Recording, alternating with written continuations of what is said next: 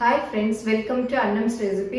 இன்றைக்கி இந்த வீடியோவில் மஷ்ரூம் குருமா எப்படி செய்யலான்னு பார்ப்போம். இது கறி குழம்பை விட அவ்வளோ டேஸ்ட்டாக சூப்பராக இருக்கும். டக்குன்னு ஒரு 10 எல்லாம் ரெடி பண்ணி வச்சுக்கிட்டோன்னா ஒரு 10 நிமிஷத்தில் செஞ்சிடலாம். வாங்க இப்போ எப்படி செய்யலான்னு பார்ப்போம். நீங்களும் சுவையாக சமைக்கணுமா? எங்கள் மசாலா பொடிகளை யூஸ் பண்ணி பாருங்கள். அதெல்லாம் வாங்கணுன்னா ஸ்க்ரீனில் வர்ற வெப்சைட்டுக்கும் வாட்ஸ்அப் நம்பருக்கும் போய் ஆர்டர் பண்ணிங்கன்னா நீங்கள் வேணுங்கிறத வாங்கிக்கலாம். இந்த டப்பாவில் என்ன இருக்குதுன்னு பார்க்கலாம் பாருங்கள். மல்லிகைப்பூ தான். வெயில் காலம் வந்துடுச்சுனாலே மல்லிகைப்பூ நல்லா வந்துடும். பெருசு பெருசாக மொட்டு பாருங்கள், எவ்வளோ சூப்பராக இருக்குது. இது நான் இன்றைக்கி கட்டல, நேற்று கட்டினது. அது எவ்வளோன்னு தெரியல, ஒரு எடையோ 40 ரூபா அப்படின்னு சொல்லிட்டு வாங்கிட்டு வந்திருந்தாங்க. பாருங்கள் எவ்வளோ மல்லி இருக்குது.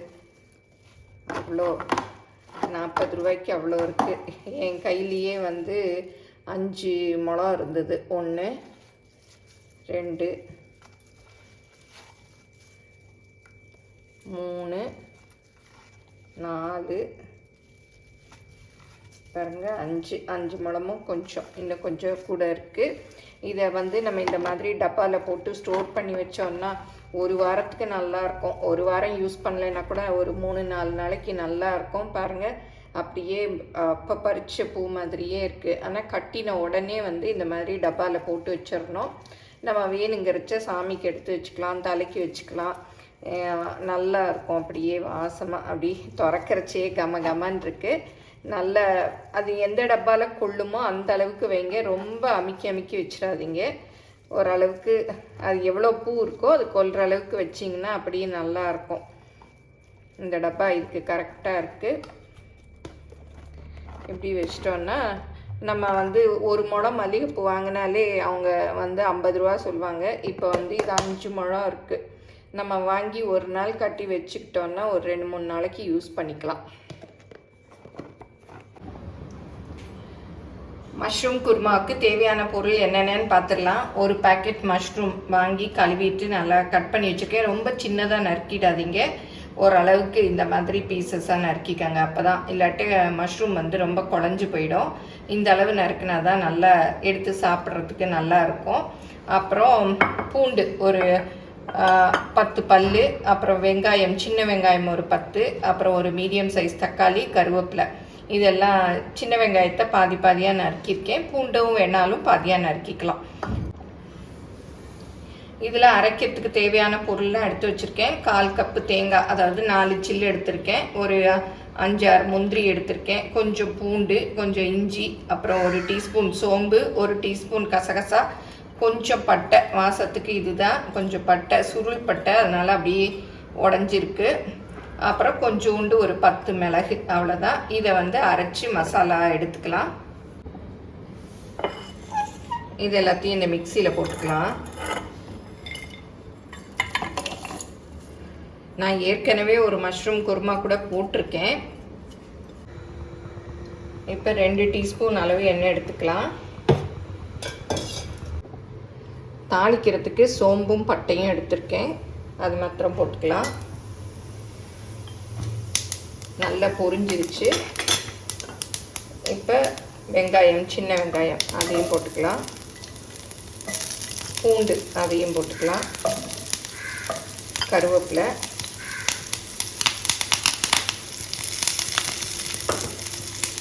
கொஞ்சம் அப்படியே வதக்கி வச்சுக்கலாம். இப்போ தக்காளியும் போட்டுக்கலாம்.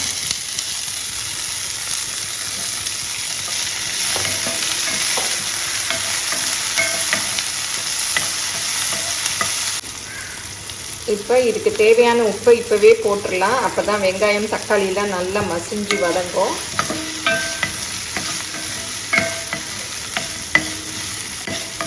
வெங்காயம் தக்காளியெலாம் வதங்கிருச்சு. இப்போ மசாலா சேர்த்துக்கலாம்.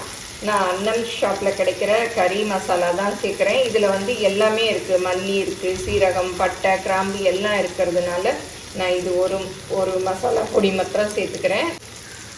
இதில் எல்லாம் கலந்துருக்கிறதுனால இது ஒரு மசாலா மாத்திரம் போதும். அப்புறம் மஞ்சள் பொடி ஒரு 1/4 டீஸ்பூன் அளவுக்கு நல்லா வதக்கி விட்டுக்கலாம். இப்போ மஷ்ரூமையும் போட்டுக்கலாம்.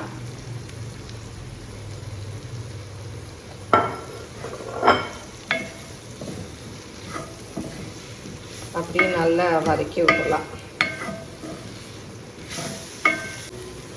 அடுப்பை குறைச்சி வச்சு மூடியால் மூடி வேக விட்டுடலாம். அதுக்குள்ளே மசாலா அரைச்சிட்டு வந்துடலாம். இப்போ மசாலா அரைச்சாச்சு. இப்போ திறந்து பார்க்கலாம். இப்போ அரைச்ச மசாலாவையும் சேர்த்துக்கலாம். இது அப்படியே கொஞ்சம் ஒரு வதக்கிக்கலாம். இப்போ மிக்சியை கழுவி அந்த தண்ணியை ஊற்றிடலாம். குருமா எவ்வளோ திக்னஸ் வேணுமோ அதை பார்த்து நம்ம ஊற்றிக்கலாம். இப்போ வந்து உப்பு காரம்லாம் செக் பண்ணிக்கோங்க. காரம்லாம் பத்தலைன்னா போட்டுக்கலாம்.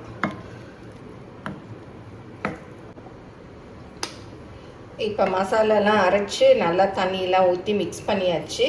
இப்போ கலருக்காக கொஞ்சமாக காஷ்மீரி சில்லி பவுடர் 1/2 ஸ்பூன் அளவு போடுறேன்.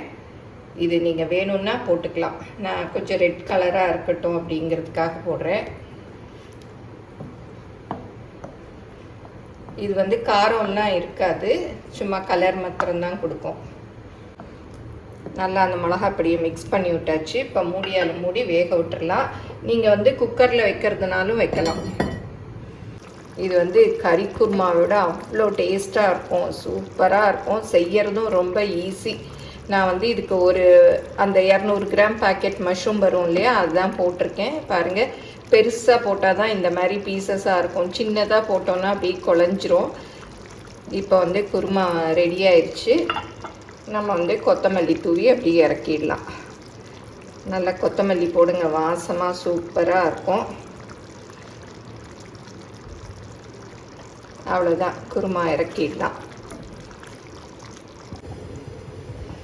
இது வந்து கேஸ்ட் அயர்ன் பேன் தான், நல்லா ஹெவி வெயிட்டாக இருக்கும். பாட்டம் அடி கனமாக இருக்கும்.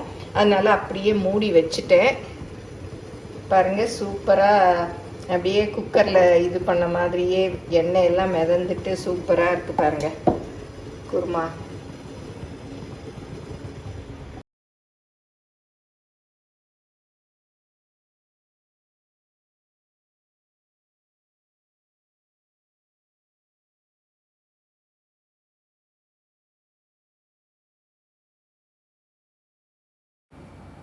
நீங்களும் சுவையாக சமைக்கணுமா? எங்கள் மசாலா பொடிகளை யூஸ் பண்ணி பாருங்கள். அதெல்லாம் வாங்கணுன்னா ஸ்க்ரீனில் வர்ற வெப்சைட்டுக்கும் வாட்ஸ்அப் நம்பருக்கும் போய் ஆர்டர் பண்ணிங்கன்னா நீங்கள் வேணுங்கிறத வாங்கிக்கலாம். மஷ்ரூம் குருமா பாருங்கள் எவ்வளோ ஈஸியாக ரெடி ஆயிடுச்சு. இன்றைக்கி நான் வந்து இட்லிக்கு சர்வ் பண்ணியிருக்கேன். இட்லி பாருங்கள் எப்படி மல்லிகைப்பூ மாதிரி இருக்குது. இந்த இட்லி எப்படி அவிக்கிறது அப்படிங்கிற வீடியோ கூட போட்டிருக்கேன், அதை போய் செக் பண்ணி பாருங்கள். நீங்கள் வந்து இந்த குருமாவை ஆப்பம், இடியாப்பம், பூரி, சப்பாத்தி, தோசை எதுக்கு வேணாலும் சர்வ் பண்ணலாம். ரொம்ப நல்லாயிருக்கும். எல்லாம் ரெடி பண்ணி வச்சுக்கிட்டிங்கன்னா டக்குன்னு செஞ்சிடலாம். பார்த்துருப்பீங்க இல்லையா? எல்லோரும் செஞ்சு பாருங்கள். எப்படி வந்ததுன்னு உங்கள் கமெண்ட்ஸை சொல்லுங்கள். பிடிச்சிருந்தா லைக் பண்ணுங்கள். எங்கள் சேனலை மறக்காமல் சப்ஸ்கிரைப் பண்ணுங்கள். ஃபேஸ்புக், இன்ஸ்டாகிராமில் அன்னம்ஸ் ரெசிபீஸை ஃபாலோ பண்ணுங்கள். தேங்க்யூ.